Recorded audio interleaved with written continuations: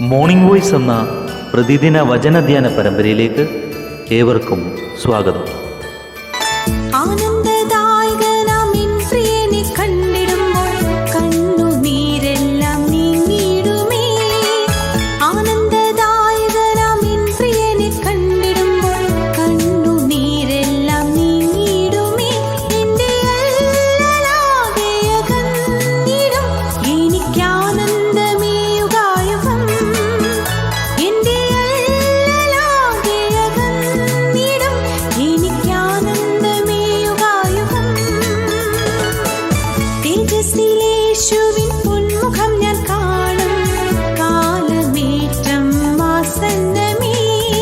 ഇന്ന് നമ്മോട് ധ്യാനചിന്ത പങ്കുവെക്കുന്നത് സുശേഷകൻ ബോബി ചാർലി മൈലപ്ര. പ്രാർത്ഥനയോട് ശ്രവിച്ചാലും. ദൈവനാമത്തിന് മഹത്വമുണ്ടാകട്ടെ. മോർണിംഗ് വോയിസിൻ്റെ എല്ലാ മാന്യ ശ്രോതാക്കൾക്കും നമ്മുടെ കർത്താവായ യേശുക്രിസ്തുവിൻ്റെ നാമത്തിൽ പ്രഭാതവന്ദനങ്ങൾ നേരുന്നു. ലാസറിൻ്റെ കല്ലറയ്ക്കൽ നിന്നുകൊണ്ട് ലാസറിൻ്റെ സഹോദരിയെ മാർത്തയോട്, ഞാൻ തന്നെ ജീവനും പുനരുത്ഥാനവുമാകുന്നു, എന്നിൽ വിശ്വസിക്കുന്നവൻ മരിച്ചാലും ജീവിക്കും എന്ന് കർത്താവ് അരുളി ചെയ്തു. ചില നിമിഷങ്ങളുടെ ഇടവേളയ്ക്ക് ശേഷം കർത്താവ് മരിച്ചവരുടെ ഇടയിൽ നിന്ന് ലാസറിനെ ജീവനോടെ പുറത്തു കൊണ്ടുവരുന്നതും പിന്നത്തേതിൽ ഈ ലാസർ കർത്താവിനോടുകൂടെ പന്തിഭോജനത്തിനിരിക്കുന്നതും നാം കാണുന്നു. ലൂക്കോസിൻ്റെ സുവിശേഷം 24-ാം അധ്യായം 5-ാം വാക്യത്തിൽ നാം പിന്നെയും ഒരു കല്ലറയുടെ മുമ്പിലാണ്. ഇത് പക്ഷേ അരിമത്യക്കാരനായ യോസഫിൻ്റെ കല്ലറയാണ്. ഇവിടെ അടക്കം ചെയ്യപ്പെട്ടതാകട്ടെ നമ്മുടെ ആത്മനാഥനായ യേശു കർത്താവ്. ഞാൻ തന്നെ ജീവനും പുനരുത്ഥാനവും എന്ന് അരുളി ചെയ്തവൻ, ദൈവമെന്ന നിലയിൽ മരണമില്ലാത്തവൻ, തൻ്റെ ജഡശരീരത്തിൽ നമുക്ക് വേണ്ടി മരണം വരിച്ചു. എന്നാൽ അത് മരിച്ചടങ്ങുവാനായിരുന്നില്ല. തിരുവെഴുത്തുകളിൻ പ്രകാരം മരണത്തെ തോൽപ്പിച്ച് വിജയം കൊണ്ടാടുവാനായിരുന്നു, നമ്മുടെ മരണഭയം നീക്കുവാനായിട്ടായിരുന്നു. ഇവിടെ നമ്മുടെ കർത്താവിനെ അടക്കം ചെയ്ത കല്ലറയ്ക്കൽ ചില സ്ത്രീകൾ. അവർ ഉയിർത്തെഴുന്നേറ്റ കർത്താവിനെ കാണുവാനായി വന്നവരല്ല, അവൻ ഉയർത്തുവോ എന്ന് നോക്കുവാനായി വന്നവരുമല്ല. മരിച്ചവൻ്റെ ശരീരത്തിൽ പരിമളതൈലവും സുഗന്ധവർഗവും പൂശുവാൻ വന്നവരായിരുന്നു. മഗ്ദലക്കാരത്തി മറിയയാകട്ടെ തൻ്റെ പ്രിയനോടുള്ള സ്നേഹാധിക്യത്താൽ അവൻ്റെ ശരീരം തന്നെ വേണമെങ്കിൽ എടുത്തുകൊണ്ടുപോകുവാൻ തയ്യാറായിട്ടാണ് വന്നതെന്ന് യോഹന്നാൻ സുവിശേഷം 20-ാം അധ്യായം 15-ാം വാക്യത്തിൽ കാണും.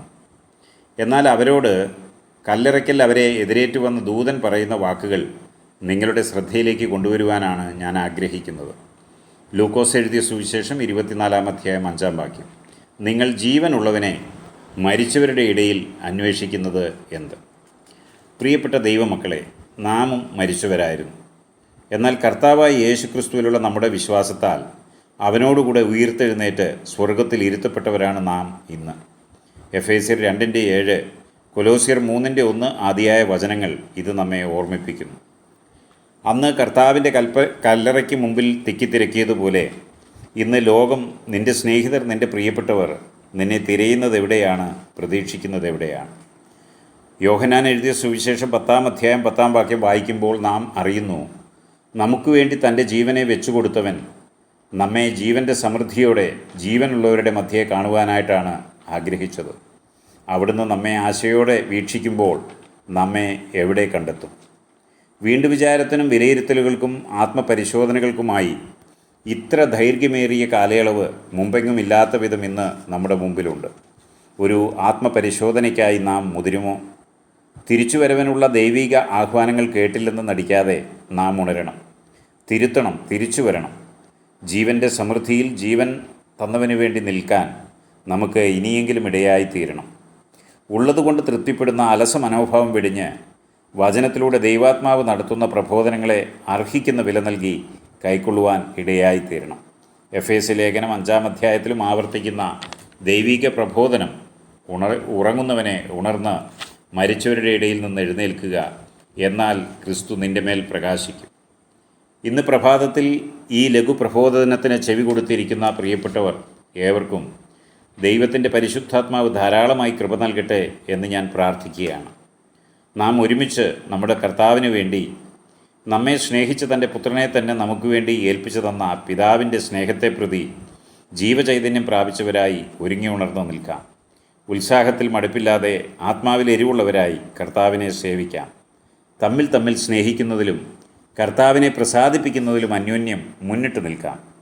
മനസ്സിലുള്ള പിതാവും സർവാശ്വാസവും നൽകുന്ന ദൈവവുമായി നമ്മുടെ കർത്താവായ യേശു ക്രിസ്തുവിൻ്റെ പിതാവായ ദൈവം നിങ്ങൾ ഓരോരുത്തർക്കും എല്ലാ നന്മകളും ആശ്വാസവും നിറഞ്ഞതായ ഒരു ദിവസം നൽകി അനുഗ്രഹിക്കട്ടെ എന്ന് ആശംസിക്കുന്നു. ദൈവനാമത്തിന് മഹത്വം. ആമേൻ.